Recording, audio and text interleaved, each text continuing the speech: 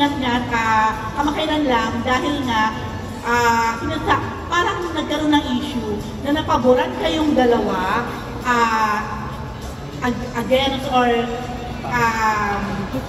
Kim and Paolo in terms of playdate na movie. So how would you like to answer this?